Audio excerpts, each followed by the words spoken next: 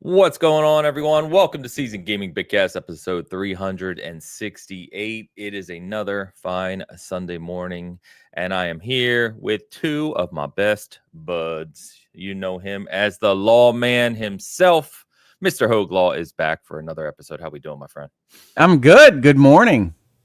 I don't know if it's another fine Sunday morning here in Michigan. We had a pretty big snow, and I could be over that right now. I know it's only January, but I'm happy for it to go away at this point in time. We did have like an almost 60-degree day earlier this week, so it's just crazy here as always.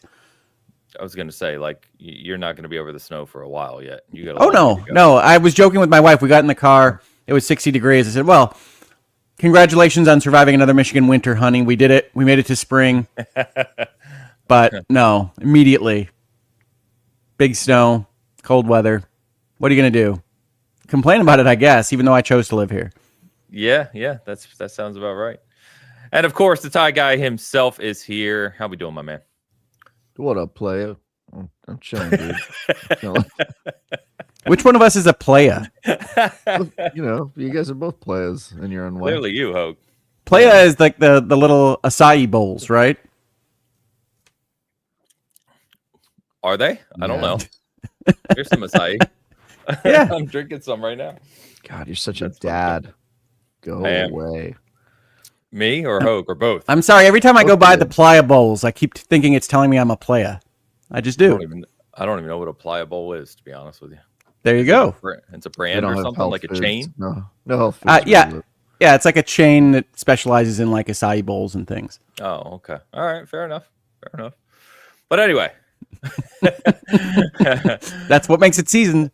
Yeah. We are here. We're going to be talking some games, of course. This week we had the New Game Plus showcase, which is the first time for this showcase. Just a bunch of the games that are coming this year and likely beyond 2026.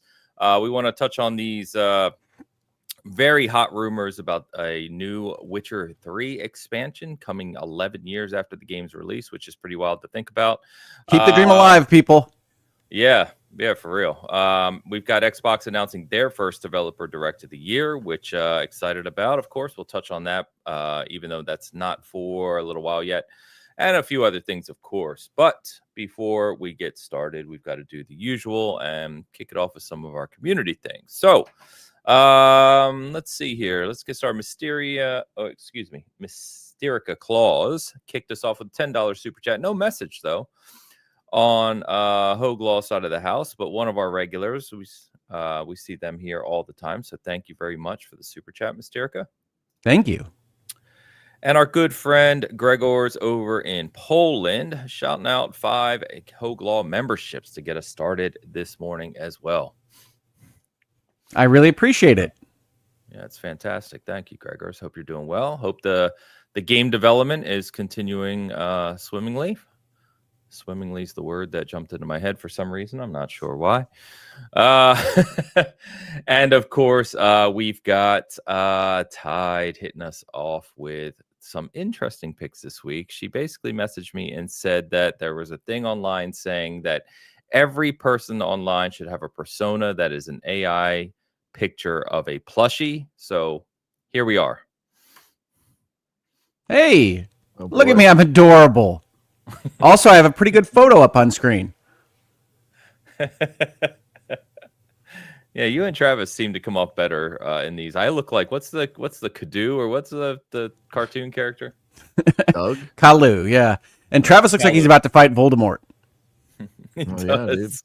Need a little lightning bolt on his head there. I have a little. Is there a little white tie on? Or do I have a tie? You know what? I don't think you do. I think you got Look a at that, button-up dude. shirt with a vest. Yeah, a tieless collar. Yeah, we got me casual guy Travis. Interesting. Casual in a full vest and top coat. Look, man, if you're not wearing a tie, you're not really trying, are you? That's awesome. I don't know that I'm even wearing a dress shirt. I might be in a t-shirt. Yeah, well, you stopped trying years ago, dude. It's what my wife says. Nice. Got him. Oh, yeah, there it is. Thank you, as always, Tide. These are adorable. Yeah, just bald with small eyes and a hoodie. It's fine. I'll roll with it. Yeah, my wife would definitely take a copy of me. Thank you as always, Tide. Appreciate you. Got a couple more shout outs while we're talking here, of course. So Machine XP, member over at SG, says Happy New Year's. Happy New Year's, my friend. Hope you're doing well. And we got a super chat from Gregor's following up on the memberships. Gregor's Wotruba 25. Polish Zloty. Hello, gentlemen. Excited for the episode. Soon I'll be announcing the game and I'll reach out with a demo. Foxy Dumplings incoming. Emoticon of man with tongue out. You think that's the name of his game? Hell Foxy yeah, dude. Dumplings? Probably. It's a cooking cozy game / dating sim. Yeah, Foxy Dumplings? Just about That sexy sounds food, right up dude. your guys' alley. Hell yeah, dude. Yeah. Sexy food. Sounds like something to come out of Poland. Let's do it. That's You just awesome. have nice Polish ladies making you pierogi. Let's go. Oh, he just said cozy cooking life sim. All right. We got There you it. See? We put it together. That means it's a good title, Gregors. Yeah. Yeah. We figured out what it was based on the title alone. Nice. I'm gonna be honest with you, Gregors. You missed the mark with me by a mile, but that's fine. I'm not your target audience here. Hogue and Travis will be all over it, as I'm sure D probably would too. Trav? Yeah, D will do like a full, manifesto review of. I'm expecting a pierogi recipe, if not 5. There you go. I feel like Ho brings up pierogies about 50% of the episodes He we do does here. seem to enjoy a good Yeah, he pierogi. brings I up do like a pierogies. pierogi. I also like a kolachki. Yeah, you brought that up Okay. before too. Kristinki. My dead grandmother is rolling around in her grave because I know I'm butchering these pronunciations horribly. You are giving them some sort of affect, though. It's the most culture I've seen from you. Yeah, Yeah, he's like pierogi. He's like doing a little voice. yeah, no doubt. It's like you ever go to a Gregor, Mexican restaurant with somebody and then all of a sudden they order an enchilada and you're like, what? Where did that come from? Well, you just say it normal. Why are you doing that? yeah, like the restaurant doesn't expect you to off-putting. try and sound Yeah. ridiculous. Yeah, Like, exactly. can I get carne asada? You're like, all right, chill, dude. Just say it normal. Ian said, Hogue, your mix is a tiny bit too loud. I don't know if you can. I will Yeah. turn it down. I had to Just turn like- Hogue down myself because I was like, he's got an extra like spunk in his step today? I don't know. He's like I'm just- screaming. I'm just a loud person. I He's apologize. like, yeah. Every time I was like, thanks for the super chats. I'm like, chill, dude. I thought it was just me. I'm like, maybe I'm just extra annoyed today. Maybe it's not. Maybe they're not actually loud. I'm just sensitive to it. No, we're all good. Gregor, thank you very much. And as we've said many times now, good luck on wrapping that up. And certainly Yeah. hit us up when you get that ready to play. Fantastic. Unlike Ains, it sounds right in my wheelhouse. I'm ready to check it out. Yeah. All right. As always, if you're liking what you're seeing, liking what you're hearing, hit that like button. Please share these out. We always appreciate it.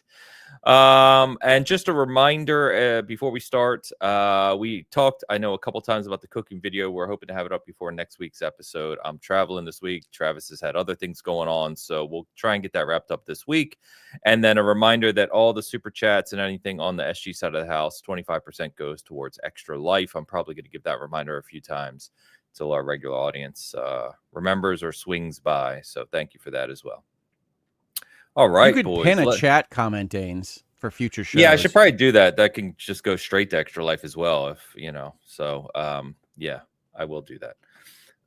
All right. So, what have we been playing, boys? Let's jump over to that. So, pretty quiet week for me, so I won't take long here. I got to the point in Kingdom Come finally where I got the achievement for doing nearly everything in the game. It's like one of the, you have to do like over 100 missions or whatever. I'm So sure I I'm did right on the finish- doorstep. Yeah, every Yeah, side but- quest is done, and I'm about to do the final big thing, which I won't spoil, of course. So I'm knocking on the door, hopefully. I'm sure the game will go for another 20 hours. Oh, it does. It does.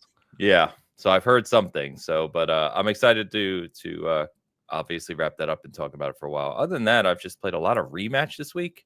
I talked about that when it launched.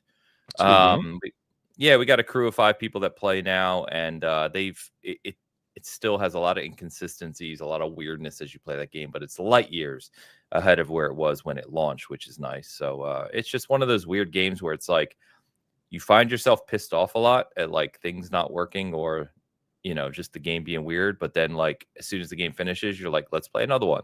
So it's got this oddly addicting nature to it. But it's a lot of fun, especially if you have a team. So still on Game Pass, and I think it's like $20 now, even if you want to buy it. So check it out if you like that multiplayer kind of arcade indoor soccer type game. But anyway, what you guys been up to? Hogue, Okay, I will go give next. us your notes. I was trying to yield the floor to Mr. Tie Guy.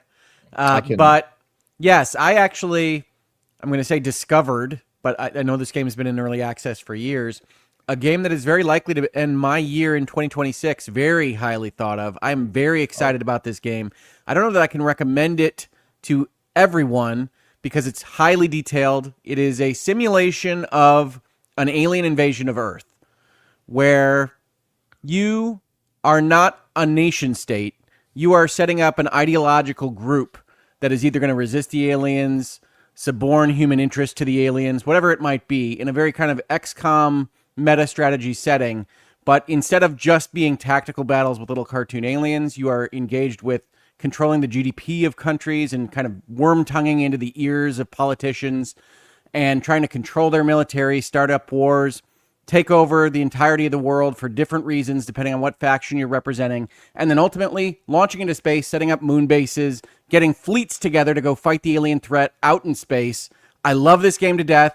It was in early access for, I don't even know, most of a decade, and it came out in 1.0 this week. The name of the game is Terra Invicta, and please do check it out if any of that sounds interesting. It is just one of my favorite experiences this year so far. The long breadth of 2026 here on January 11th has been summited by Terra Invicta. So it looks like it finally hit 1.0. Last week? Okay. Yeah, I said that. Yeah, I know. I'm just looking through here. It's on Steam. It's actually 35% off right now, so it's $26 if you want to check it out, and it is very positively rated. So it's awesome. It is incredibly awesome, but it is from the people that modded the XCOM reboot with the Long War modification to make everything more detailed and take everything longer. So I believe one run through of Terra Invicta is something like 100 hours long, and each of the factions has their own narrative and story. And so if you want to resist the aliens, you can resist them. If you want to eradicate them to save it for humanity, if you want to take over the world to give it to the aliens, that's a faction you can run. If you just want to be Illuminati corporate tech bros, you can do that. Like, there are all these really cool things. The narrative of Terra Invicta, the tone that they have struck, reminds me so much of Sid Meier's Alpha Centauri, like just ideologies fighting, not just countries. I just absolutely adore this game. But it is an absolute thing to try to learn. Like, it's like going to a college class and figuring out an entire new way of thinking to understand all the rules in this game. It's that kind of game, but I love it. Wow. Okay. Good call out. Definitely not my type of game, but yeah, for the people who enjoy that type of thing, just looking at the video and stuff, yeah, it looks dense.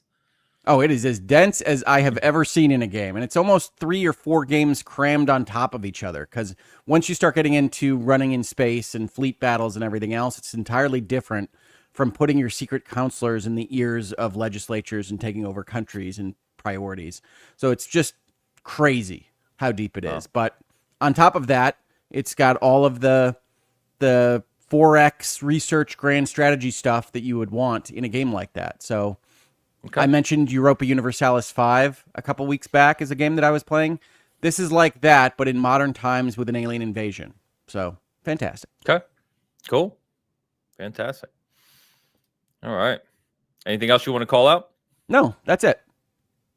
One game from Hogue this week? Wow. Look at that. I think I've already played it 20 hours. It is great. The only other thing I've been playing this week is the DQ7 demo. I knew we'd get one. Yeah, we could get one. What's a demo for a game that comes out in a month? You know, you always squeeze one more at a little Hogue. Easy. Well, I am enjoying the Dragon Quest 7 demo. Oh yeah. Okay. Yeah. I have not played that yet, but everybody I talked to said it's really good. Yeah. Yeah, no, it's a really cool thing that they've put together visually, and it's one of my favorite Dragon Quests ever. Okay. Good Yeah. game. Alex gonna be reviewing that one for us. Since Alex he is gonna did, like it. Spoiler. yeah, since he did 1, 2, and 3, we're keeping him on that string. So, yeah, good stuff. All Other than right, that, Trav, what you where's been 4, playing? I know 5, and you 6? are. I know Yep. you are working on a review that you can't talk about yet, but what else you got going on? Anything? Yeah, I'm anything gonna you be very hit up? boring this week because I was looking at my played games before the show. I was brushing my tusks, and I can talk about nothing, nothing this week. I'm not allowed to say shit, which is very cool for me. So I'll just tell you that on the plane in my various travels this week, I played Miles Edgeworth Investigations, a game I'm still working my way through and have been for the better part of a year. Yeah, so that's all I got this week. Not a lot of exciting stuff, but I will continue to do more travels this week. I've got a couple more trips going up, and then eventually I'll be able to talk about some of this stuff. That's all I Nice, got. Yeah, nice. That's awesome. it's a busy January though, I will say. Yeah, yeah. The first couple weeks from actual releases, people were saying seem to be on the slower side, but obviously you're working on games that are releasing either later in the month or later. So yeah, But yeah, we got one in April. Yeah, well, you so said I've if you're got- spinning Alex up, right? Like that's a February release for Dragon Quest. So presumably, a place like IGN has a pretty good runway up into February and March by this point, right? yeah, yeah, or beyond. Yeah, yeah. So all right, let's see here. We got a couple super chats that came in while we were talking. Let's get caught up here. So we got Boom, also known as Random Name, our regular. Boom, $4.99 super chat. I was really surprised on how good the New Game Plus showcase was. Enjoy the updates, and we'll say plenty of Hogue shown. Oh, he did a little striptease during the show, did he? Oh, Yeah, I how knew much that did was you going to be the show? joke there. How much did you show? What joke? How much did you show? You're going to have to watch the stream. What does My he mean? friend. Does he mean that a He lot means of the games look like were things Hogue? I'd be interested in. Yeah. Yeah. Yeah. There was some A lot of Travis different- in there. Dinosaurs fighting with swords. Spinosaurus. Let's go, dude. Random Name, thank you, my friend. Appreciate super chat. We also got, by the way, an account called Fresh Pierogi said that Hogue scares them and has now super chatted. There you go. Fresh pierogi for €2 says, "Please don't Hogue. Leave us alone. We're innocent." I like to I- believe that the I don't fresh think I did baked the. pastries want to be eaten. I feel would. like I'd be... I. You know what? I bet you would like to think that, Hogue. You freaking murderer. That's how he justifies the murder. Yeah. You know? Yeah. I like to think they're asking for it. Jeez, what a victim blamer. Classic Hogue. I can't help that my Polish grandmother got me to enjoy Polish food. I think you can. Yeah, you could if you wanted to, but you know, Yeah. it gets too much Just enjoyment out doesn't of it. care I think. to. No. Blaming no. his culture. It's a cultural thing. You wouldn't get it. Classic. Well, Classic. pierogi super chatting was not on my list for today, but you know, we tend to have Wow. surprises here. You really so haven't been on the Anytime. show before, have you? Anytime we can talk pierogi, I'm all for it. he just did it again. You hear him? Yeah, he did a pierogi. He's got a What little did I do? affect to it. You got a little affect to it, bro. You're getting all Polish with us. Soft pudding. Oh my God. Well, thank you as always for the generosity. And yeah, let's jump into the New Game Plus showcase because it not only a bunch of games, which obviously we can't cover all of them, but we'll talk about a few of them. The main one being the Blood of Dawnwalker, which is our thumbnail this week. So I want to talk a little bit about this game a little more in depth because of what it's shaping up to be. And I know quite a few people have their eye on this one as a potential really kind of like top game of 2026, assuming it meets the expectations, which, you know, yeah, I know you grabbed it just before I did or would have, Travis. And it was like, yeah, I think you probably got away with one there. Yeah. In our fantasy league. By the way, what happened to that? It just stopped? Oh, I mean, it's No, just been taking a long time for people to get their picks in. So It's still Yeah. in process, but like I did one pick this week, and then it's been bouncing around the Yeah, list, and it what the hasn't come hell's going back. on? I Tell keep these guys tagging to get their people. It's shit like together. It's I don't know, crazy. man. I don't know. This is why I said I wasn't going to run it. They kept bugging me to run it for SG. I'm like, I'm not running it. No, someone else can run it because yeah, it's too much. The Blood of Dawnwalker. So if you're not familiar with this one, it is being developed by a studio named Rebel Wolves. Rebel Wolves was founded in 2022 by the game director of Witcher 3, Conrad. We're going to call him T because I'm not trying to pronounce that last name. The Polish names get me at times. But it was basically founded as, after the Cyberpunk debacle and some of the fallout of CD Projekt Red, some of the senior kind of long-term developers at CD Projekt Red left. They've actually set up multiple companies. There's been different ones from ex-CD Projekt Red developers, but this one was set up very clearly as a, we didn't like what happened at CD Projekt Red, and we're going to go build our own RPG kind of universe. And so in 2022, they founded the studio. They also received a strategic investment from NetEase at the end of 2022, which basically allowed them, empowered them to do what they're doing here. And they remain fully independent, and they have full IP ownership and creative control over Dawnwalker, which is going to be their first chapter, they said, in a new saga. So they're setting this up as an entire universe that they're going to build into for years to come. They always do, don't they? They do, and we'll see how that shakes out, of course. But they've they've tagged Unreal 5 for this one. Game is being built for PC, Xbox, PlayStation, as you would typically expect. And essentially, the reason why you're hearing a lot of Witcher 3 comparisons to this one is for good reason, though obviously, it's going to have its own kind of thing. But it does take place in 14th century Europe.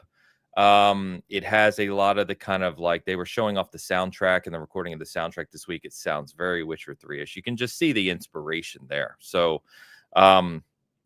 but the premise is 14th century Europe, that war and the Black Plague are sweeping across the land, and vampires have kind of come out of the shadows to stake their claim, if you will. And you play the main protagonist named Cohen, who is a Dawnwalker. I guess we're going down kind of maybe the blade power here, who walks the line between the two. But you can kind of play as a warrior or play as, vampire power. So you can kind of teleport, you can dash, you can do these kind of vampiric powers and abilities as well. So you're telling me that this game takes place just before and in the same region as Kingdom Come Deliverance 2? Well, I mean, it's a fantasy world of vampires. Yeah, but canonically, it takes place in the same place, right? I mean, is this a prequel? You're in the area. Prequel to KCD 2? Yeah. So KCD 1? No, I guess it would be before KCD 1 as well, right? Because this is 14th century, so it's like, maybe this is his grandparents. I got nothing for this bit. What do you think? I got nothing. Yeah. Could this be Henry's great grandpa out there being a vampire? Hell yeah, dude. Sure. Yeah, let's roll with it for now. Let's roll with it. But if you saw, they've had about 6 months ago, they did a large, like hour-long kind of presentation on this with Q&A and developers speaking, and typically what you see out of these studios. We saw some more of it this week, and they've reaffirmed the 2026 launch. Basically, he said large, varied world with the medieval feel, of course, big cities, also small towns, forests, caves. Again, sounds very Witcher 3-ish. There'll be mission structure like investigations or having to accomplish tasks on a timeline. So they showed one that had you had 20 days to complete this, and it would give you constant reminders that this was encroaching. And of course, being a Dawnwalker, you also have to feed. And so they said things like, it is possible for things to happen. Like if you don't feed and you wait long enough, you will just automatically feed on someone. And if you're near a key character, you can literally kill other characters in the game or friends in the game. So it's, it seems to be some dynamic nature that they're trying to put into this world, and we'll see how well that's fleshed out. But overall, getting a lot of Witcher 3 vibes from this, obviously with different structure, different types of things, but it's very clear they're going for that kind of grand scale decision-based RPG in that vein. So as you guys have seen more of this, what are you thinking about this? You feeling good about it? You think they can hit this mark? It's a pretty ambitious target. That would be my worry, is that at least at CD Projekt, they didn't make Witcher 3 right out of the box. There were 2 Witchers before that, both of which were great, but that built up to that open world environment. This seems to be trying to jump the line a little bit. I always worry about new organizations trying to do something at this scale, but there are success cases in the past where this can work out for them. And honestly, everything I've seen so far suggests that they're thinking about things the right way. So I'm excited for it. But yeah, I think cautious optimism is the watchword, because it's hard to make something at any level close to The Witcher 3. And so anybody that's expecting, hey, this is going to be The Witcher 3 but better, is probably setting themselves up for failure, because that is, in my opinion, the height of this mode right now of open world RPG game design. So it's great that some of the leading lights are making this thing. It's great that they've got some interesting game ideas to expand on what they did with Witcher 3, but try to keep the hype a little bit down, because it's a new team, it's a new idea, and it's probably going to be good. It's probably not going to be better than Witcher 3. I think you could say of any game ever made, it's like probably not going to be better than Witcher 3. Yeah, that's just like betting it's not going to be better than the best. Yeah, okay. Exactly. Yeah. So, Travis, you felt good about this one. Obviously, you picked it up in our fantasy critic, as we just said. What do you think? Yep. I feel good about it. Looks good. I'm not as worried about like fresh studios being ambitious. I think now game engines are so good that you can do a lot of the hard stuff that was prohibitively expensive for like not that expensive now. Like one of the things you used to be able to tell if a game had a high budget is if like the lighting wasn't shitty, because lighting is really hard and expensive to do in games. And now it's really easy to do with Unreal Engine 5. Do it pretty cheaply. Unfortunately, this means that some really low budget, low effort games look really good and people get hyped about them and buy them, and they're bad. But I don't know. I have a pretty trained eye at knowing when that's happening versus somebody using the tech that is easily accessible now to do something really cool and punch above their weight. And we have plenty of examples of that. Most notably recently, Expedition 33, a debut title from a new studio that was pretty ambitious, and a lot of people really liked that game. So, I think as compared to what we've seen so far with Dawnwalker, Expedition 33 is really tightly constrained. It's not as ambitious as the Final Fantasies that are going out around it. It's trying to be very specifically linear and do what they are focused on.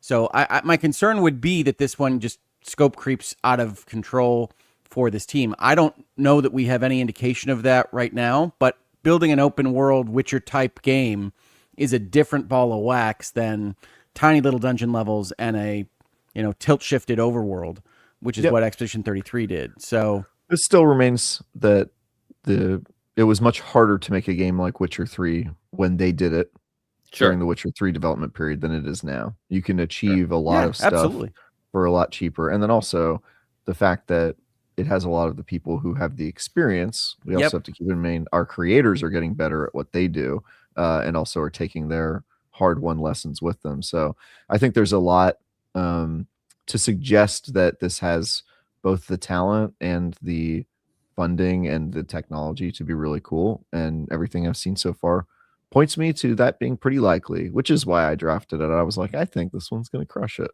So we'll see. You never know with these things, but that is the exciting part. And if it ends up being a terrible game, that will be kind of amusing too. So I'm into it. I don't really view it as likely or even really probable to be terrible. I think it is very likely to be good. Will it be missing that special something? Maybe. Yeah, I'm very curious to see. They've talked about decision-based things. You can choose your path, and character impact, and all those things we've seen in games like KCD2 and Witcher 3 and those other big RPGs. And we know that is hard to do well in big experiences. So it's gonna be interesting. But I think it is a rock star team of developers. So we'll see. Different team. Rockstar's working on GTA. They don't have time. Oh, that's right. Yeah, I mixed that up. Sorry. Yeah. Vampires in GTA 6, folks. You heard it here first. That would be cool. I'm down for it. Let's go. Yeah. Why not? Yeah, but we'll see. It's Florida. Yep. True Blood GTA 6 expansion. I mean, if there's vampires, they're in Florida, right? That's the easiest place to get away with it, I feel like. Who's gonna Yeah, no notice? one would even Other notice, stuff really. going on. It's They're not just- gonna notice that they're you're just kidnapping Floridians. people and drinking their blood. They'll Yeah. be like, "It's Florida, dude. Whatever." It's all we're all just living our lives out here. Well, we'll see. They did reaffirm 2026. Of course, it's always possible it slips, but it'd be very cool to see when this comes out, how it hits, like you said. So I'm really excited about this one, though. It looks really cool, and it's funny they showed the making of the theme song, the main theme for the game, and I mean, people are saying, well, it's not Witcher 3, and it's like, no, we know it's not Witcher 3, obviously, and there are differences, but come on, like. Watch the making of the theme song for this game and tell me you don't immediately hear Witcher 3. Like it's Are there. there people screaming while you fight? Yeah, exactly. Yes. It's got an Eastern European sound. Yes. Yeah, Nice, which is nice. cool. Like I love that, honestly. So yeah. Yeah. I don't know about the Um, people screaming in my music. They did that in what was the JRPG from not last year but the year before, 2024, that Metaphor. won all the Metaphor, thank you. oh, Re-Fantasia, yeah. where there was a guy going "Hey, hey," and all the songs, and I was like, dude, shut up. I don't want to hear this. I'm very annoyed. Yeah, it's like that "Oh." shit thing. Yo, shut up, dude. Yep. The chanting in Metaphor was cool. I mean, I will- yeah, I will not it was brook so funny. this. Tom Mark sent me a video of the guy like doing a live performance of that song, and I was like, "Oh, that's pretty cool." I still don't want to listen to it for 100 hours straight. I don't want to hear this guy screaming at me every time I enter a battle. It bothered me. Even the best songs can get ruined if it's the only song they have, and that studio, the Persona games, they do that with, it's like the Persona 5 song you have to listen to for 80 hours. It just gets to me, man. I don't know. It's I was funny. just I gonna could listen to say- the Persona 5 music for 10 hours right now, like every day. For whatever reason, Well, that game just You got a little bit of the tism, Some of us, we need a little variety. We can't just put on the same song and listen to it on repeat like you do. I think that the Persona 5 music is standout special. I've thought that more as the years have gone by. I mean, look, if you only have to make one song, you can afford to make it very catchy. You better, right? I was gonna Well- say that you see that in other games where they make a battle song and then it's the Mhm. song for every battle, and it's like I wish they would mix that up more. You know what? Yeah. That actually drove me crazy of all games in Sekiro. Anytime an enemy sees you in Sekiro, a certain music plays. Yeah, exactly. Yeah, And it's like I know. after I've playing got it every over and achievement on over. that game. It's in my brain, bro. That song. Yeah, it's just like, oh my god, I don't want to hear this again. It just gets too Well, repetitive. Ains, don't get into Dragon Quest, because one of the things that team has decided on for decades is that the people want to hear their songs. So, like, we're on remake number 4 or whatever, and it's like, yep, it's going to sound exactly the same. It's going to have an orchestra making it now instead of a chip, but it's going to be the same song. Look, I like music. I'm into it. I think it enhances games. It's a core part of it. I just also get sick of repetitive sounds. I I completely agree with you. yeah. I was calling out Persona 5 as an exception. It's Yeah. the same reason I got disturbed when Hoag's volume was too low earlier in the show. I just my brain does not react well to certain noises. Too high, you mean? So Yeah. Oh yeah, too high. Yeah. Thank you. Yeah, fair enough. Let's Okay, see what Hoag? else we got You mean here. pat you on the back? Is Hope dying? You all right? That's like I'm not near him anymore. Now if I want to I was give him going a to say little you're patting kiss, Ains on the back. Yeah. I give him a little. You can rub my Nice. head. Yeah, rub his head for luck, dude. It's No, you, man. Oh, I can. Hee-hee. Hoo-hoo-hoo. For luck. Nice. Lucky boy. Anyway, we that took a turn. You never see it coming. What- Remember We when got- Hoag used to pat me on the head every time he'd do this and be like, oh, get away from me. Oh dude." my god. A few other things at New Game Plus we'll talk about is so we get Avowed from Obsidian coming to PlayStation 5 along with a big update on February 17th, so a little over a month from now. It's gonna For feature- cheaper. for $50, yeah. Yeah, the Maniacs. Which is cool, right? You get New Game Plus, you get a new weapon type, 3 new classes to play as: Dwarves, Orlon, and whatever the hell that says, Almoa. Is that it? I didn't play enough of that game to really know. But It's the fish people, right? Oh, okay. That makes sense. And so February 17th on PlayStation 5, along obviously the update will hit the Xbox and PC versions as well. So pretty cool here to see that branching out. I think it's super cool, but can we talk a little bit about Microsoft's insane plans to just try to piss off their fan base at every angle?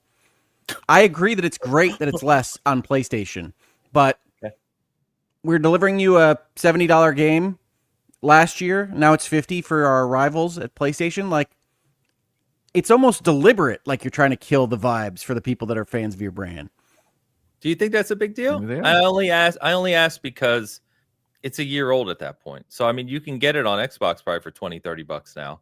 You know what I mean? You Like get what? Why? for nothing, right? With Game Pass, just Or Game Pass. But I mean, even if Yeah. you buy it, you can get it for way less than the 70. So like, do you think releasing a year later at a cheaper price is a big deal? That's a I question. do. I mean, I think, look, I they think should people, at least lower the price on Xbox, right? I don't know what it costs on Xbox right now. Ains posited that it was less than even the 50, and it might Well, be. I meant on sale. Like, you know what I mean? Let me check. I'll check. Yeah, I think as long But as go ahead. as long as it's cheaper on Xbox at all times, that fits with the strategy, right? Yeah. I mean, I was thinking it's a year old, so it's cheaper. That's not a big deal. But I do see your point around like it should also lower on all other platforms. Like it should just become 50 on all platforms at that point. Yeah. But And I don't think it's the biggest deal in the world in a vacuum, but I do think it feels like it's just constant hits for people that kind of invested in the Microsoft Xbox brand. And a better, more strategic kind of direction for that company would be avoiding some of these easy rakes on the ground. I got you. I agree Yes, with that. it was brought down. So it's $50 on Xbox now, MSRP $50. And then you can get the premium edition, which has the extra skins and stuff for $10 more. Avowed? Avowed. 2 sets of bonus skins, digital art book, and original soundtrack. I don't even know what the skins would look like in that game. They're actually not on your characters. You just get a rack to put skins on at your camp. Nice, very cool. So actually useful, especially in the wintertime. That's probably more useful than a skin on your Yeah. character. Yeah. Yeah, I actually don't really remember how that game's like customization or cosmetics look. God, I really don't remember that game. Was that February? Did you Yeah, it was review early that? in the year. Yeah, I did review it. I played that Yeah, entire okay. game, dude. I just don't remember really much about It's a it. year ago, man. You review a lot of games. So That's true. That That's was really my 26 feeling on reviews Avowed. ago. I have a very similar kind of feeling on my experience with that game, which is I definitely played it and I don't remember much of it. Yep.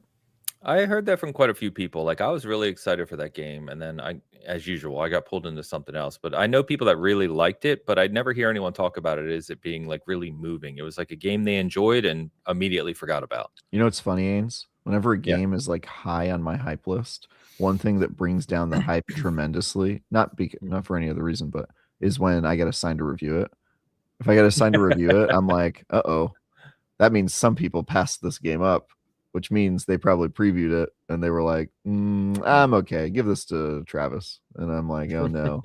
So when I got assigned Avowed, I was like, that's crazy. They're going to give me Avowed. And then I went, wait, Wait a I've learned minute. this before. I know what this means. So I just like played Avowed and I was like, ah, damn it. Anyway. Oh, that's right. Random Name says it came out within 1 week of KCD2. That's why I forgot about it. Yeah, that's right. There you go. That'll do Yeah. it. Yeah, I guess that's why you didn't play it, but I played that entire game. And I'm like, Yeah. you tell me about skins, and I'm like, what did the skins look like? I kind of can't even really visualize the menu. Oh man. Yeah. Well, we'll see. Hopefully this update's good, and obviously a new audience for the game is always good too. No, I think PlayStation fans are going to like it. I do. Yeah, probably. It is their type Yeah. of thing, right? Single player game. Yeah. Yeah. Along those same lines, they announced that Towerborn is finally moving to 1.0. This one's a little unique. So if you don't remember Towerborn, that's kind of the side-scrolling ARPG with loot. But they're completely changing the model on this one. So it was originally announced. This is from Stoic, who did the Banner Saga games. They originally announced this as a free-to-play game with microtransactions for skins and a pass and everything. It's launching in 1.0 on February 26th, so about a month and a half, but they're moving it to a paid model, and they're putting everything that was going to be like microtransactions is going to be in the game. And it's only going to be a $25 game, $24.99. I think there's a deluxe for $30 with some minor stuff.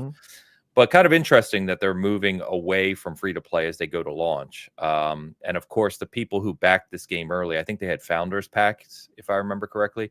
They're just going to get the 1.0 game, instead. So this is an interesting one. Cool art style. It's got a decent sized world. I played this one pretty early in development, and it didn't super grab me. I didn't feel the combat was really where it needed to be, as opposed to something like, say, Absalom, that kind of nails that side-scrolling feel. So we'll see. We'll see how this shakes. The 1.0 update is supposed to be very big. Man, I'm like jittery today. I can't speak properly. It's because all that NyQuil you're drinking.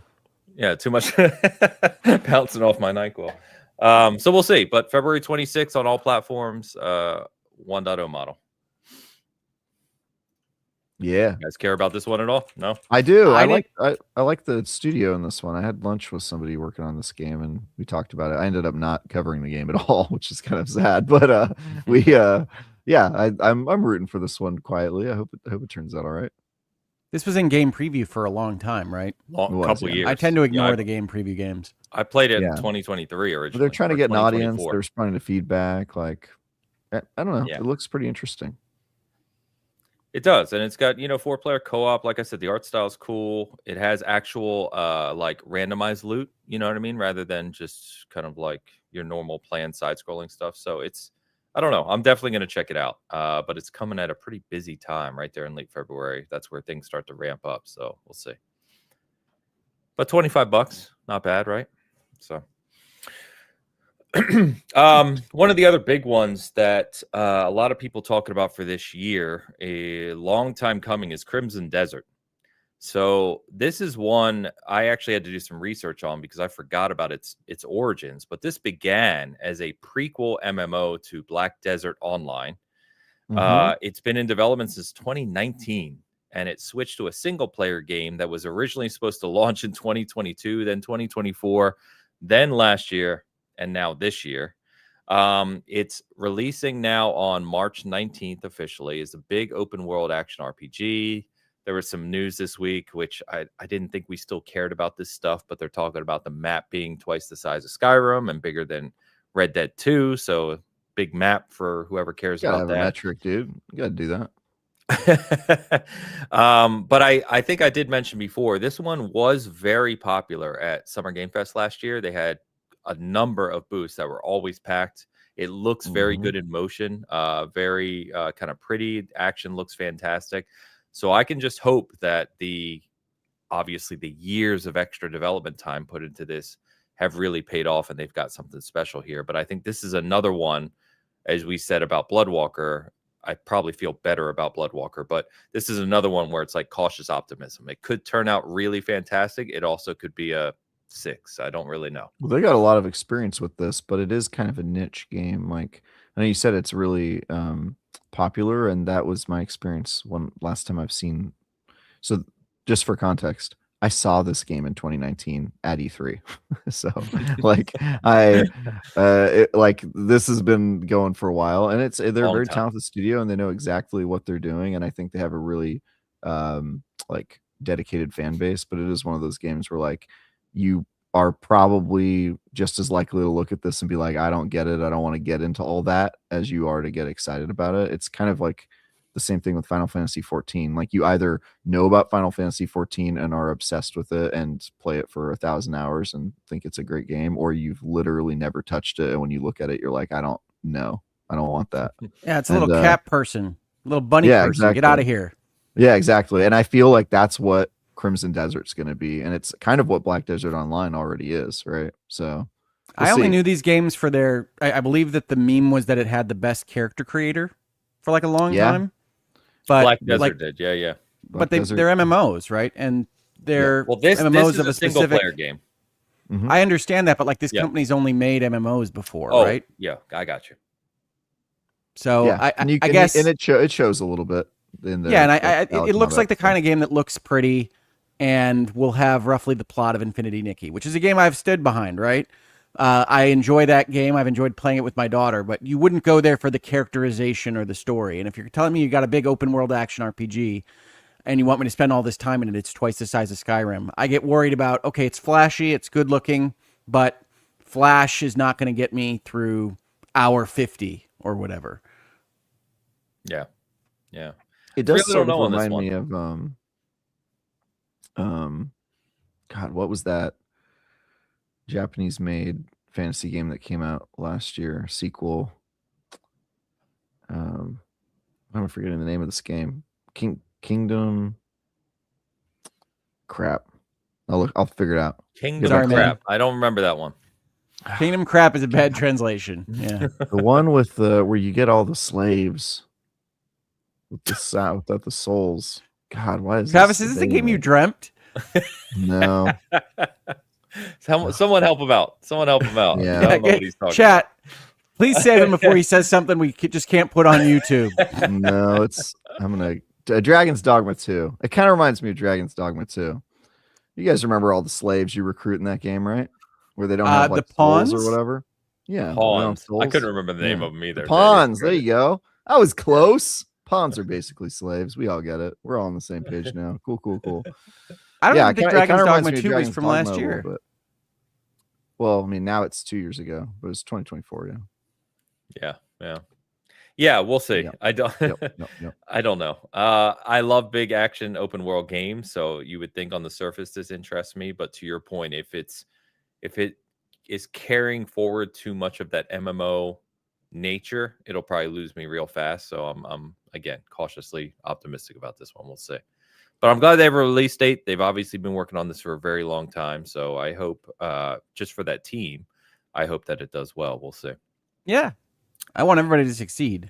This is just not going to be one that I'm standing in line for. So we'll see. Fair enough. There's a little game here that I don't think anyone on this panel is excited about, but I figured we'd mention it, called The Expanse, Osiris Reborn. This is apparently based on a TV show.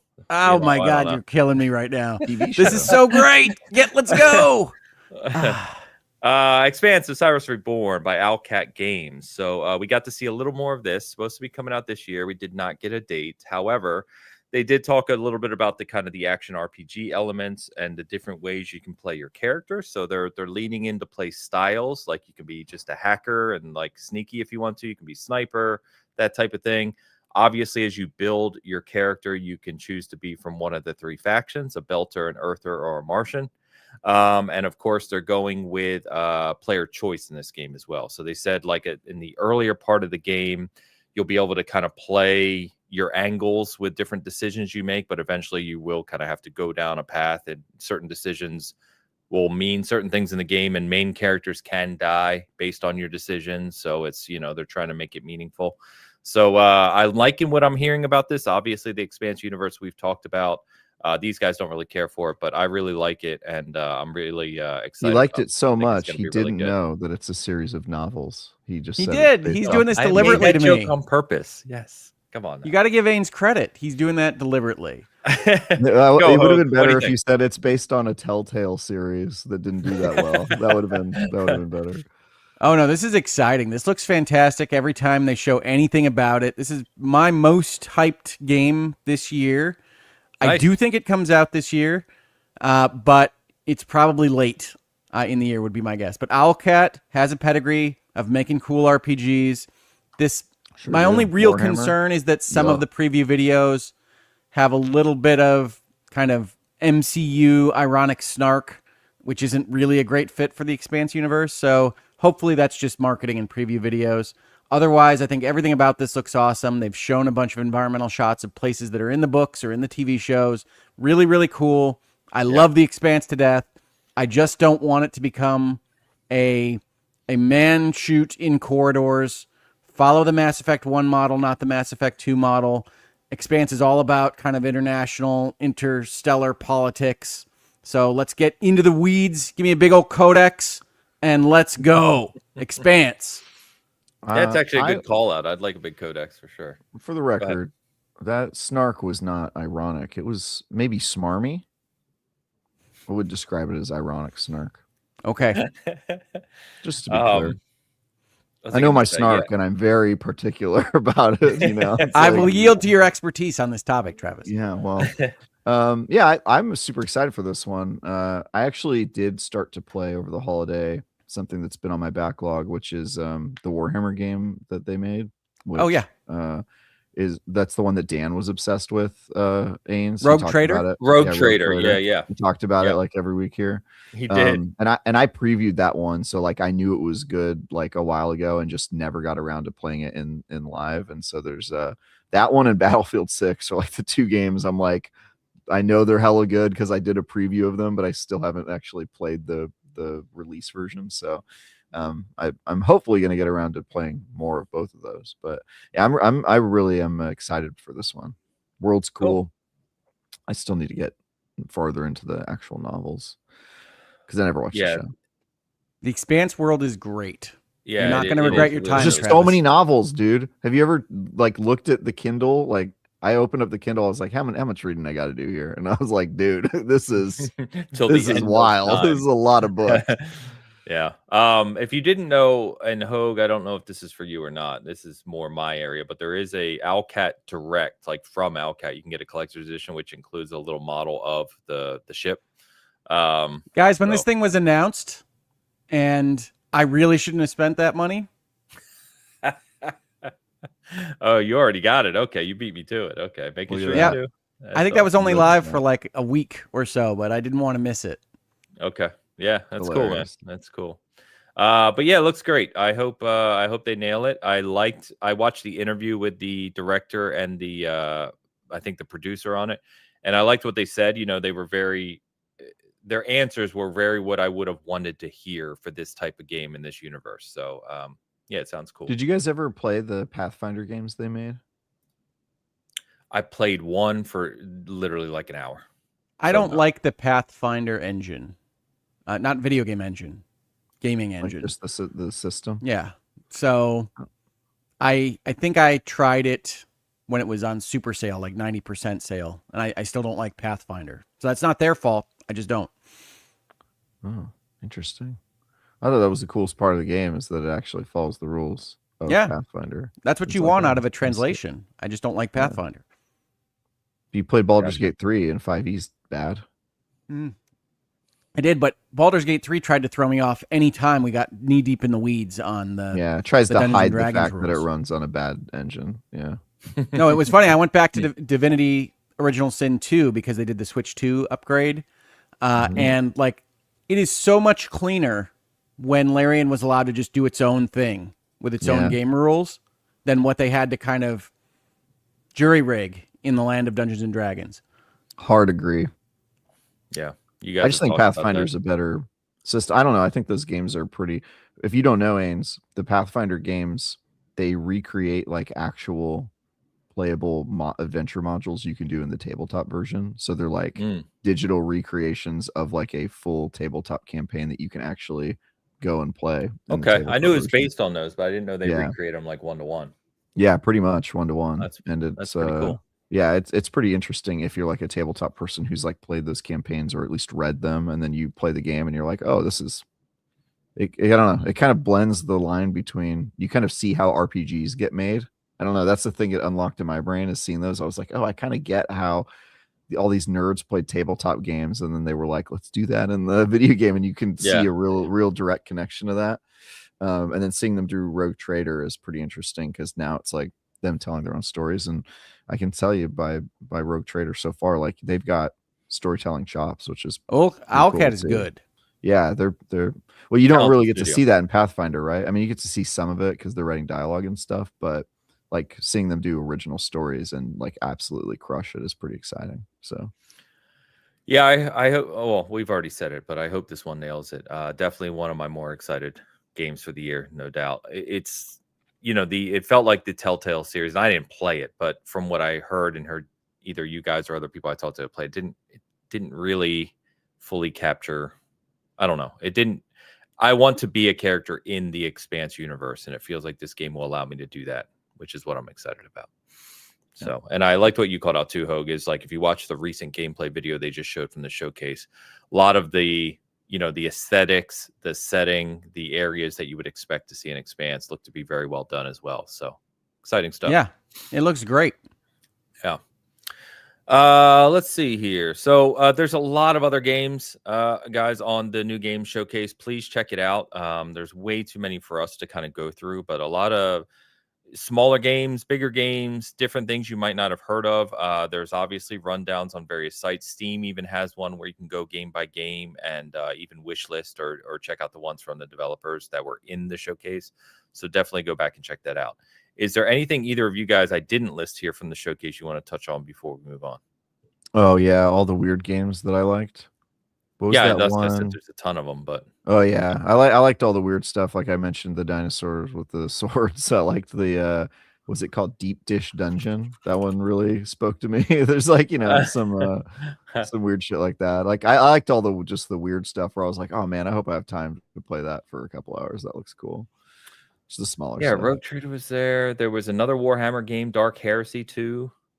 I think we saw the cube again too. Was that at the? We Yeah, we did the did. Munfish We did. stuff. Yeah, that one looked Yep. cool.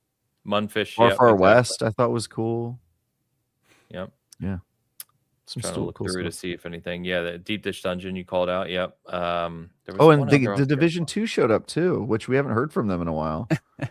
about. Crazy. I know. Yeah, I mean that's their they're- model, right? They just kind of go dark for 2 years and then they go, "Hey, this is still happening," and their audience is like, "Oh, I thought you gave up on it," and they're like, "No, we're still here." Yeah, they released an expansion last year, or maybe end of 2024. But they, they're supposed to be trying to bridge that gap to 3, but we don't know the status of 3. Hopefully, we learn about that this year too.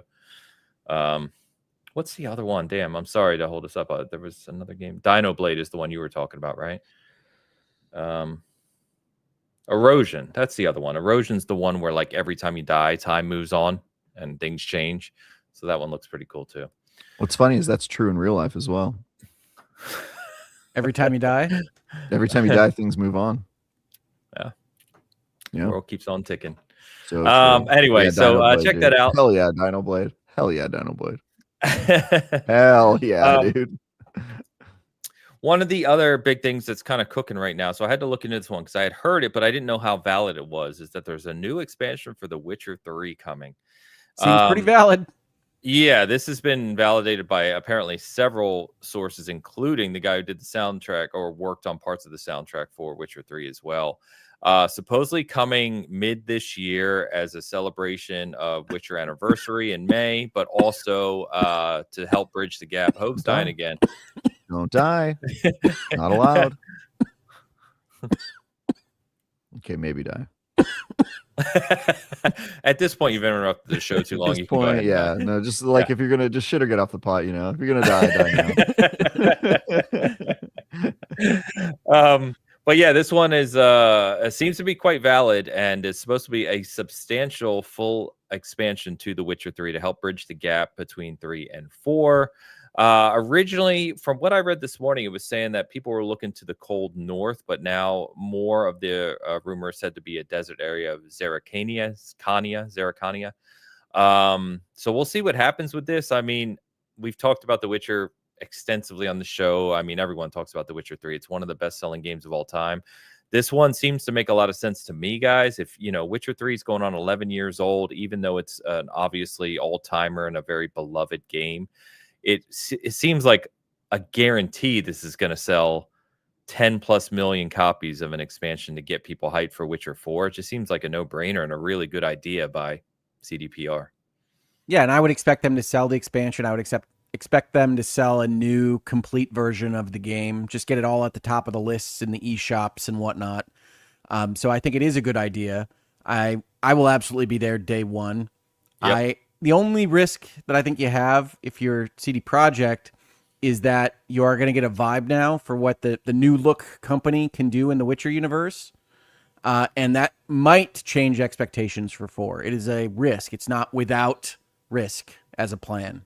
Because if you're just going straight from 3 and Blood and Wine, especially, you look at it and you say, all right, well, I'm hyped as all heck for 4, but CD Projekt in 2020, whenever that game comes out, is a very different company than when Witcher 3 came out. All true. Yeah, exactly what we said about Bloodwalker. I mean, the game director of Witcher 3 is no longer at CDPR, along with a lot of those high-level staff. So, yeah, that's a fair point. Trav, what you think? Would you dive back in? Yeah, I feel like I'd have to, right? I'd play it. It does In feel theory. like more of the my worry is that it's mostly like promotional and risks like sucking some of the air out of Witcher 4. I kind of don't like when they do this, like at least in the past, I can't remember of any good ones. Like I think they did this with Mass Effect 2. I think Mass Effect 2, there was an expansion for that game like right before 3 came out, where they were like, hey, get ready for the Reapers, and I kind of felt like it was I don't like remember. completely unnecessary and kind of a waste of time. I was just like, I don't know why they keep trying to do this, like a hype trailer as a DLC. Yeah, I think they did that. And I think if it's that, I would agree with you. I would hope, based on what's been said, that this is a fully fledged expansion to yeah, we'll see. one of my favorite I games of all just, time. I mean, But where do they get the time to build this while also working on the next Witcher game? That's my supposedly it's the team, and I'm gonna blank on the name. I had it up this morning, but whatever studio is doing the Witcher 1 remake is the team making this. It's not core Got it. CDPR. Got it. Is that the crew that's in America? Didn't they open an American studio to work on some of their stuff? It was a different name, Fool something maybe. Can anyone help me here? I just had it up this morning. Yeah, sorry, I'm gonna blank on it, but it's a different studio. Okay. I don't think just the American branch of CDPR. Yeah. But anyway, we don't have to stay on that. But anyway, we'll see. This isn't confirmed, obviously, yet, but it definitely seems to be close to confirmed based on all the people that are talking about it. So we'll as soon as we hear something official, obviously we'll talk about it then. But yeah, I think it's as confirmed as you can get without a company statement. Yes. Yeah, exactly right. So okay. Oh, and IGN Poland reported on it too, apparently. So there you go. Well, IGN just licenses out its name to randoms in Europe and elsewhere, so we don't know. Yeah. It's that one dude over in Poland. Yeah. See, we've got IGN Poland. So we'll see about that one. But I think not even more exciting, but also exciting is week after next, we get the first Xbox Developer Direct of the year. And just last week, as we were talking about Fantasy Critic and the games of 2026 and other things we were talking about, is Fable actually coming this year?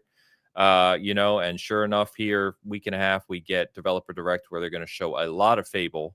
They owe us a lot of Fable. They do. Along with Forza Horizon 6, Beast of Reincarnation, which is a reminder from Game Freak, and already kind of confirmed by everyone who knows that there's going to be a fourth game as well, just like they've done on their other Developer Directs, a surprise fourth game. Don't know what it is, but we'll see. But I guess what I want to ask you guys about Fable is, like, I know we've talked about it a little bit, but we've had a couple conversations now, Witcher 3, Dawnwalker, Crimson Desert, but if you think about Fable in 2026, what do you want out of that game? Like, you sense the original Fable and kind of the cheeky British humor and the goofy stuff in that game, that the way Fable tried to develop its world. The RPG, the Western RPG world, has moved on light years from that era. So how do they bring Fable to 2026, carry forward what people expect out of Fable, which I think that trailer we saw did a pretty good job of that. It kind of had that vibe to it. But how, from a gameplay perspective, how do you build out Fable in 2026 to compete with games like 2026? Because expectations for this game are going to be high. Yeah. I think my answer is I don't know. And I think that's kind of the opportunity and the risk, right? Like, I don't really know what a Fable game looks like in this day and age, especially made by a different team all these years later. How do you appeal to the people that the old games appealed to, if that's your goal? How do you get new people interested in a series that maybe they have no connection with? Because let's be honest, you're not going to go back and play the old Fable games if you haven't done it now. It's kind of hard to gain. I mean, you could do it via backwards compatibility, but like, they're not making it super easy on you to like get caught up on what's going on in the Fable world. Not that I think it really matters at all. But I do think that there's a like gap in open world RPGs that have comedy as like a focus and a goofy, humorous world. And I think Fable sort of filled that gap in a way. And I think that this Fable game, if you look at the trailers, what we know of it so far, comedy's front and center. And if it's a like big budget open world RPG where like goofiness and comedy is the goal. Like I could see that being a sort of unique selling point that we don't really have um a like leader in right now. So be interested in that, unless you count GTA, which All right, Ains, this is going to surprise you, but I'm going to disagree with Travis. Maybe 99% of his words. I'm sure there were some words in there that I wouldn't disagree with, but I can't think of them right now. So, one, I will note that as I was playing the Dragon Quest VII demo, I was actually thinking about the fact that the Dragon Quest vibe, the universe that they set up, is very much this kind of cheeky British humor silliness throughout. Like, that's one of the reasons it gets translated in America with all those kind of Cockney accents and weird pronunciations directly in the text. I think that goofiness already exists. Honestly, what I hear from the Fable team so far, in what limited amounts that we've gotten, is exactly the wrong direction, or at least the direction I wouldn't have taken Fable in. I don't think you can copy Lionhead's comedy. I don't think you can just be Playground and say we're going to do the same thing in a writing way that older company did. I think that's a mistake. I don't think that's what makes Fable. I don't think that's what sold it to begin with. I would have gotten away from the chicken chaser, ridiculous fart British comedy. I don't think that's what sells people on the games. I think it was something you accepted for this kind of epic sales pitch of time moving forward and a land of fairy tales and good and evil. I would have leaned into that fairy tale vibe.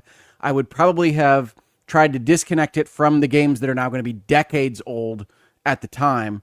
I don't know that I would have succeeded, but I think everything that we've heard so far, which is that like the people come here for the chicken chasing and the people come here for the British humor, is wrong. So I'm worried about it from that standpoint. I'm worried about it from the standpoint that Playground hasn't tried to make a game like this. And by the way, if it's Fable and Forza Horizon 6, is this not just the Playground Direct? That's all this is, right? It's a lot of it. No, Beast of Reincarnation's there too, you know? Sure. I mean, and Game Freak, known for making killer apps outside the Pokemon universe. But we'll see what this fourth game is. But yes, it is obviously a Playground-focused show.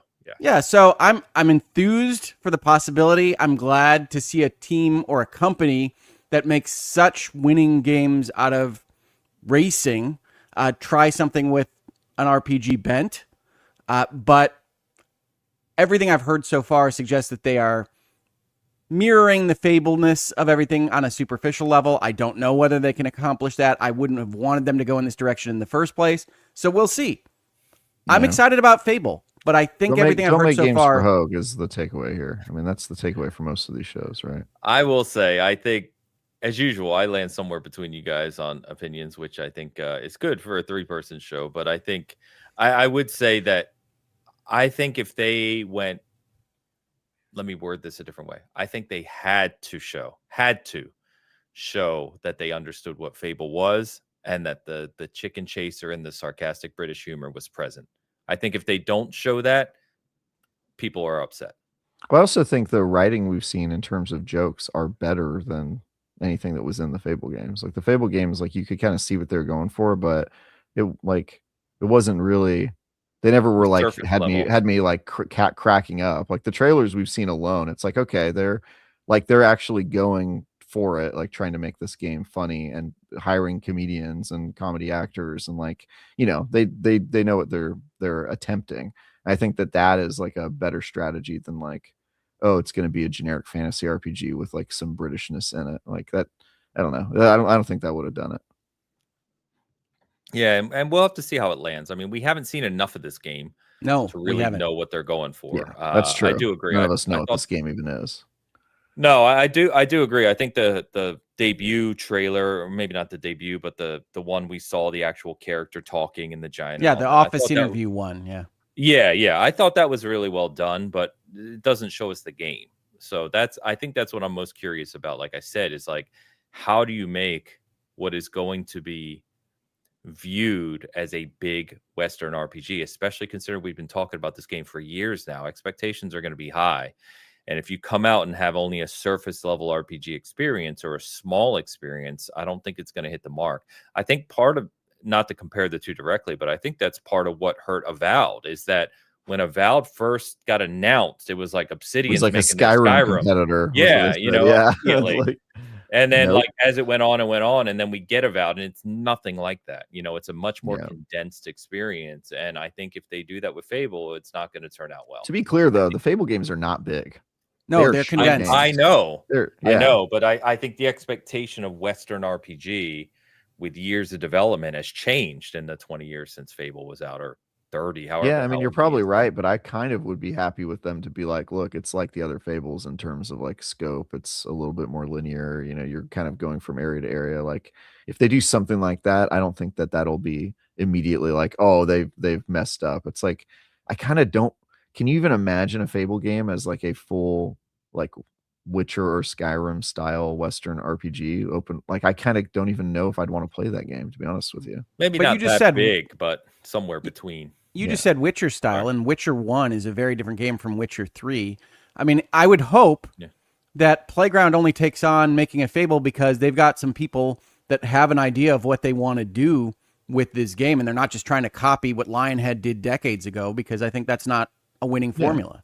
Yeah. I think the stuff we've seen so far, which admittedly, like, we're all kind of guessing, right? We don't really know, but I think the stuff we've seen so far tells me that they have an opinion of what like Fable should be based on like what they've focused on so far. But again, like, that's kind of free of like any context for what the game looks like in terms of what you're playing. Like, we only have kind of vibes right now. We do. The vibes to me feel right. Yeah. Yeah, we'll see. I mean, we'll know soon, right? And we'll talk about it more at that time. But they did. When is at it least come happening? out- Is it this next It's the week? 22nd. No, we have one show between Okay. now and then. Yeah, Two shows but from the now. team at Playground did come out and say, you know, they posted something like saying we've got a lot of Fable to show you. So it's very clear they're ready to show it. And Playground, you know, yes, we know it's Forza Horizon. Very, very couldn't be much more different than what is expected of Fable. But the team is talented. They are a big studio, as I've talked about before. I believe they've grown to over 400 now. And a lot of that team was pulled over. Plus, obviously, the Turn 10 downturn. That's weird to say, but they moved some of those Turn 10 developers over as well, probably to help on Forza Horizon 6, while other parts were working on Playground on Fable. So we'll see. It feels like they're putting a lot of money and time and effort into this game. So hope it shows up on screen.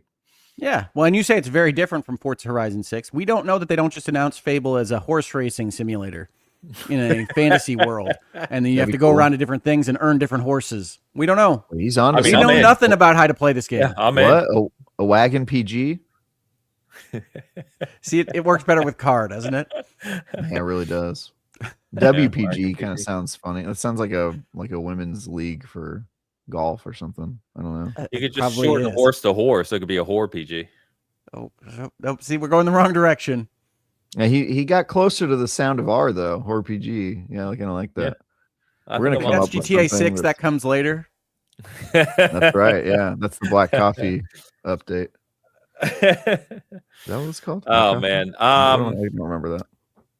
Yeah, Hot we'll see on coffee. Fable, of course. Was it hot coffee? Okay. It was It hot was coffee. Yeah, it yeah, was. yeah. It was. I don't remember. I was too young for that, dude. I only read stories about it. It's kind of funny to look on back now, because if you go back and look at those games and the actual graphics and what happens, you're like, this was a big deal, really? Yeah, Yeah. exactly. And now, like, they wouldn't even make that an illegal DLC or whatever. Like, they would just put that in the game, and people would be like, "Cool, Yeah, dude." We no one we would went even and, we blink went at and it. screwed like a bear like a couple years ago. That wasn't even that, and that game won Game of the Year. It was weak, friend. it was like not even. Forza Horizon 6, not much to say on this one right now. We'll see what they got. I think we talked last week when we were joking about Fantasy Critic of like, how do they continue evolving that formula from 4 to 5 to 6? So we'll see. I am curious to see like what aspects of Japan they bring forward. You know, I would imagine you have your mountain road races, you have your nighttime Was it city say races, neon you know. rain slick You're- streets? I thought Yeah, you said you can, like, racist. It was like, yeah, no, that's in Races, Japan mountain for road sure. races. Yeah, they got a lot of that. They got a lot of xenophobia for sure. Hope they bring that in. Welcome to the Horizon Festival. To some of you, you're not going to be staying here. All right, you all try to play tourists. and it's just like No visas. no, Yeah. no. Yeah, Go back and play 5. Yeah, I'd actually love to see them adopt some of like the crew Motorfest like bits Like they had very different adventure kind of modes that were done in different playlists in They that did. game, and I think Horizon could adopt some of those things. Yeah, Motorfest was actually a very good game. The racing wasn't as good as Forza, and overall game wasn't as good as Forza, but it was a good game with some good ideas. So no, I agree with you, and I hope they've evolved. Like sometimes the showcase stuff they do, with the big spectacular events are really cool, but other times it's like it's purely just spectacle, and that's fine. But I hope they lean into the car PG aspects a little more, either with the cars themselves or your profile or other things. Because for me, the racing is almost secondary to Horizon. It's more about exploration and then collecting. Yeah, it's the vibes cars that I love. And I talk about the Horizon series as being my party in a box game because they have the cool radio stations. Everything always feels like you're just having fun. Like you do a really good job with that. Bring back custom radio stations. You can import your music. Yes, man, that was so fun when you could do that. From 3. Here's my 4, pitch. wasn't it? Wasn't it 4? 4 was Australia. That sounds. Yeah, I think that's no, right. no. 4 was England. 4 was England. Australia. It was 3 then. It was 3. Yeah, because it was Australia. Was it that long ago? Yeah, it was that long ago. That was back when Microsoft had a music app. Because I know that was the last one they ever did. It was Australia, the one where the E3 demo they gave me, they talked about the sky for like 30 minutes. They did. Their skies are awesome. They recorded the sky for over Australia, and that whole thing. I love how we all remember that. We all remember the time that they were obsessed with talking about the sky. Fire racing game, the sky. For whatever is reason, I remember a lot about that game. But here's my pitch for Japan. In honor of it being a car PG, and now they're in Japan, turn-based Forza Horizon. Yeah, do it all up like a dragon. It's our big announcement is that we've gone into Dragon Quest land, and you have to select race faster. I started laughing, and then as I pictured this, I started to kind of get on board. There we go. Yeah, no, that's exactly. I thought about it, and then I was like, actually, I can see that. Imagine if you could modify your car with all different parts, kind of like your equipment, right? And then you go into a race, and you can do certain things, around turns. Or that's actually not a bad idea. I think you're onto a new genre. Let's get it done. Game mode. Throw a game mode in there. You know what I mean? Try the crazy persons, the Dragon Quest mode. Let's do it. All right, whatever developer is watching this and ends up making a game in this vein, you do owe us a shout out, okay? Make sure. Oh my god! And they could, Hogue, they could call it Dragon Quest, like drag racing. Yes, and it's all drag racing. Yeah, absolutely. Dragon Let's Quest, do it. like Dragon, and yes, Quest. Like Dragon Quest, dude. Let's make it. Let's start a game studio. Let's go off air right now. We're sharing too much. Guys, cut the feed. We're giving away our That's right. You're all under implied NDA. Yeah. Welcome to the show. Oh my god, that does sound actually kind of cool. I'm not even gonna lie. If I could buy the cars I love and modify them with parts, you know what I mean? Like I love to do, and then put them in like a RPG. Let's go. I'm in for that. And some of the coolest board game designs are like, okay, it's going to be a road cycling race, and we're going to do it as a deck of cards, and this is how it means to get around a curve or get over a pothole. Like, game design can do anything. Yeah. So let's get it done, Horizon.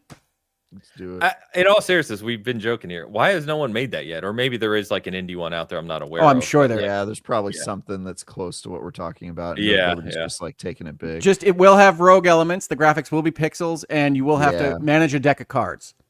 Yeah, like what has to happen is an indie has to try it, and they have to be successful enough for a larger studio to be like, oh, what if there was a budget for that? I mean, that's how like card-based roguelite started. It was like, oh, okay, look, that indie did it. Let's give it a big Thank budget. You, Slay the Spire. Yep, that's how everything happens in this industry. Yeah. Speaking of, Slay the Spire 2 early access this year, supposedly, right? Yeah, yep. Big one. At some point, Slay the Spire 2 is going to be great. Looking forward to it. I talked about it last week, but I don't know what to get excited about for there. They won't reveal basically anything. It's more Slay the Spire. So we'll see. I'm excited, but why? I don't know. Yep, fair enough. All right. Shout out to our good friend Ash Axiom is here, gifting a membership over at the SG side and the Hogue Law side, back to back. Thanks, Ash. Ash, thank you so much. Thanks, always supporter of the channels. Appreciate you. All right. So, guys, have to mention this. I hope you have some alcohol nearby because it's a sad moment. And it really hurts me to have to talk about this today, but we're going to do it. Tonight, as we record live, is the last time Anthem will be live. It goes dark tonight. Sick. No. Permanently. I'm sad, guys. We never found out why it was called Anthem. The question is, how many people will notice? You're probably talking to him. That's right. I'm him, says Amy. I'm him. I'm that guy. I'm that guy. In all seriousness, Anthem does go dark tonight. Today is the last day that you can play Anthem at all, because even the single player, just playing by yourself, is server based, and the servers go dark tonight. So, how rough has 2026 been for you so far? Yeah, it feels like months. We're only in the 11th day of the year, and you're losing this. I mean, you've been through it this year, dude. 2026. It's just funny to relive the whole Anthem timeline, though, right? Like that E3 reveal, everybody lost their minds. It's gonna be the next big I was thing. there. It looked so good. Yeah, I had the that was the first E3 for SG, and Bert and I were in the theater with the producer. I actually have the framed posters of the classes from that event. I must have been on 8 Destiny podcasts that day where everybody was sweating. They were like, Destiny's it's dead. over. It's over. Dead. Destiny's done, dude. Yep. And here we are. All these years later, Destiny's still spitting out. Travis, I think we've either so offended him that he's left or he's gone to get a poster. No, I had to get it. He's getting something, yeah. Shout out. Look at that. That's a great piece of art. Shout out the Storm, the best. Yeah, I have all 4 of them framed for the class, but shout out the Storm, the best, better than any Destiny class. Storm. Hey, well, they say don't be sad that it's over, Ains. Be happy that it happened. You got a lot more time with Anthem than I got with Concord. I like the big guy. I like the big Colossus dude. That was the class I played as. The whole boy. I only have that one out because Storm was my guy, but the other 3 are around here somewhere. But I really mess with Storm. I like the chunk. I liked all the bombs he shot and all that. That guy was cool. Storm was fun because I always liked the God, I'm gonna forget Destiny. Who's the guy who can fucking float? Excuse my language. The Warlock. The Warlock.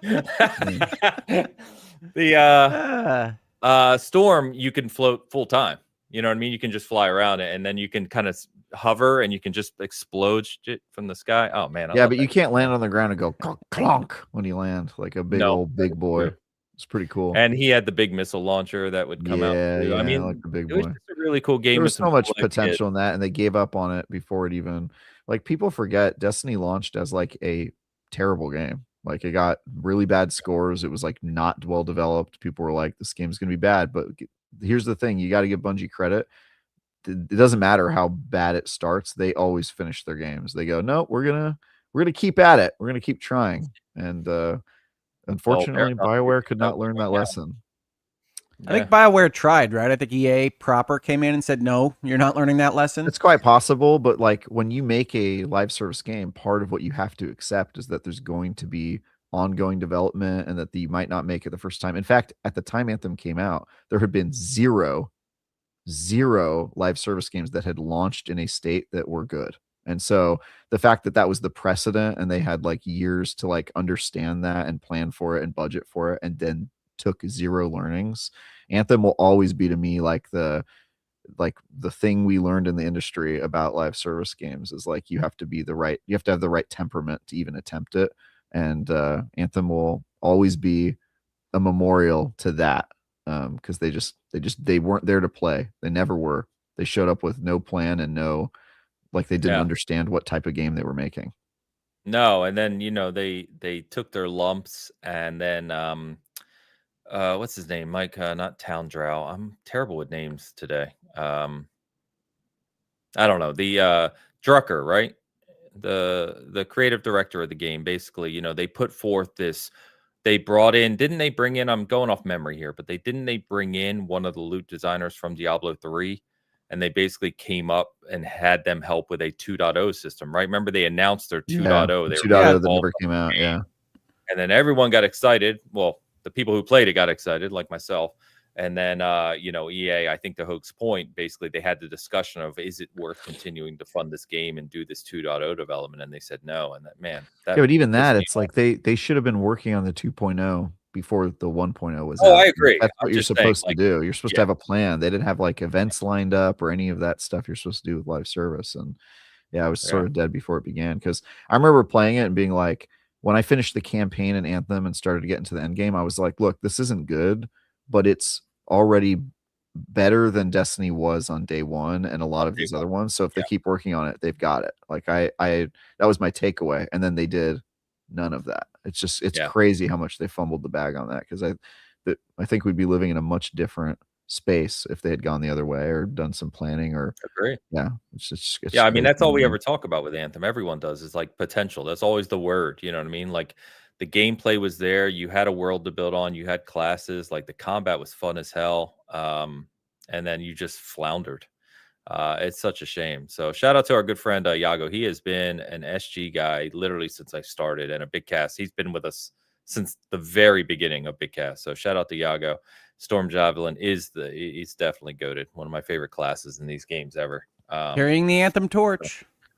Yeah, I really wish they would have found a way, even beyond everything we just said, that all of us have rehashed 20 times over since Anthem basically died on the table. But I wish they would have found a way to at least allow people to continue playing this if they wanted to. Not together, maybe not even co-op, but just to log in and play. Yeah, there's a game preservation tragedy here. For sure. For sure. And there is a group. Someone sent it to me a couple weeks ago. There's a group that's got it up and running on custom servers. But again, that gets a pain in the ass to try and work through. It's like I just wish Well, EA would have all we'll have is that gameplay reveal where all the people were fake talking to each other. Oh my god, I found that loot. I love E3 dialogue. I hope it never changes. It's so painful, dude. It's so painful. You don't remember that, Ains? It was like the first time they showed gameplay of it, and like there were 3 players playing as each class, and they were like talking to each other. Like they were like, "Oh, I grinded that gun. That's so cool!" And like as they were playing through it, starting to come back. I watched that trailer a bunch because we were all like doing frame by frame analysis for like, oh, so is this how the game works? Like what's in here? And it was actually pretty close to what the game ended up being, but it was it was one of those things where like you could tell all the voices were like not real gamers. They were just like voice actors being like, oh, that's so cool, let's go here. I was like, all right. Honestly, it might be what I miss most out of the era of the directs here is I want to hear your fake fraudulent gameplay. It was amusing. The crazy thing too is I turned Anthem on, or I installed it on my PC and played it in ultra wide. And like, given that game being how many years old? When did that come out? 2019, 18? It's still beautiful. Like it was stunning on PC. Like the world looked really cool, and I was just like, man, yeah. It's probably the best looking live service game, at least at the time. It was stunning. I mean, to think it was never even updated for like Series X and PS5, and it looks that good. You know what I mean? Like pretty crazy. Do you know where a lot of the Anthem players went when that game crashed? I've read about this extensively. Warframe, and it makes sense. Actually, makes sense. It's kind of in the same sort of vein. And also Warframe has added a ton of stuff that made it kind of more Anthem-y. I think maybe in response to it. I don't know, but I still find Warframe completely inscrutable. So it is.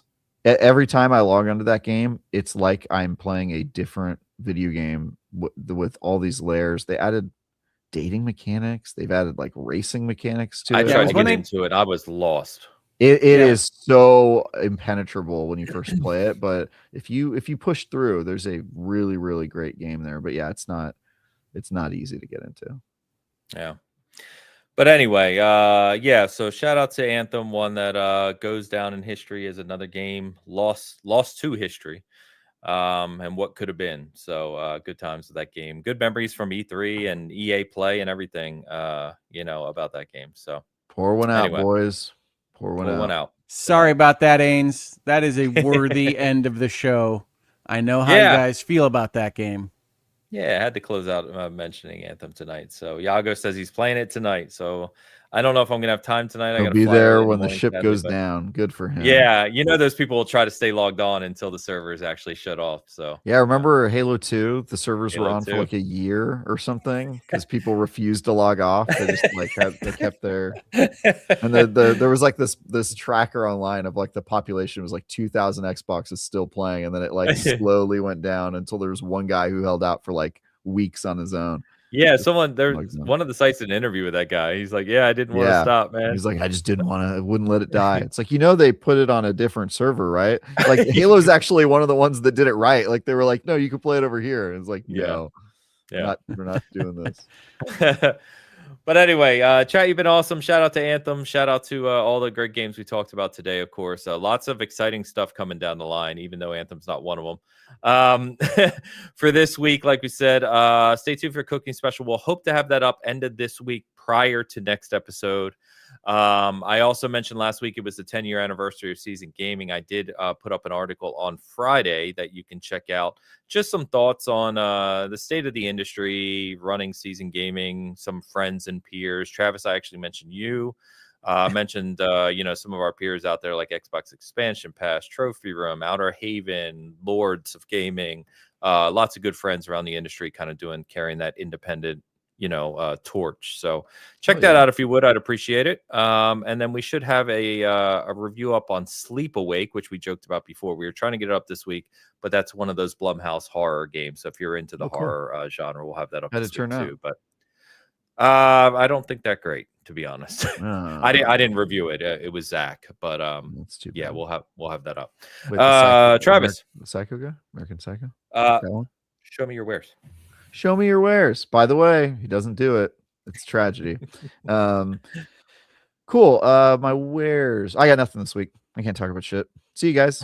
Oh wait, can I show it? No? What I don't know. What can you see me on? If you're going to Star Pass Summit in the Bay Area, I'm a special guest there, so you can sign up for all of my games of Blood on the Clock Tower that I'm hosting at that convention. At any time. Are they going to put those on YouTube at all? We want to see no, some they're in-person games, but I do stream Blood on the Clock Tower most weeks with some of the folks in the Blood on the Clock Tower community. I tried to invite Hogue to one of the streams, but unfortunately they stream in UK hours, so it's often in the dead of night is when I do the streaming.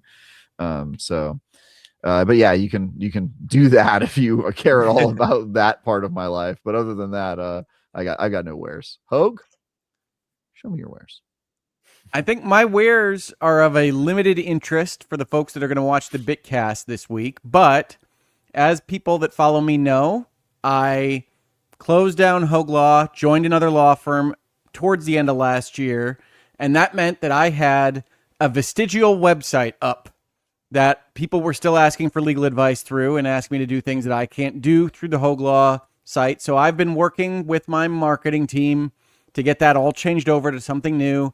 And finally, I think as of the 7th, we have the new Hogue Law website up. It is now essentially a kind of personal brand website instead of a law firm solicitation website. But if you're interested, you can go see a page of many of my links of places that have quoted me, videos that I've done in Virtual Legality and elsewhere, and really moved away from selling my services on a legal basis. It's a little butter page. Instead, linking out to Mavasy, which is where I do perform legal services still. So if you're interested, check it out. Marketing people are awesome. They did a great job, I think. But if you have any complaints, you can tell me, and I will relay them. Oh, yeah. Fair enough. That is my big wares. And that takes longer than you think to get something like that up and running. So yeah, I can imagine. Yeah. Chat, you've been awesome today. Thank you as always for hanging out with us, talking games and being generous to the community. So appreciate all of you. Go get that Anthem installed. Have one last go tonight before everything crashes down.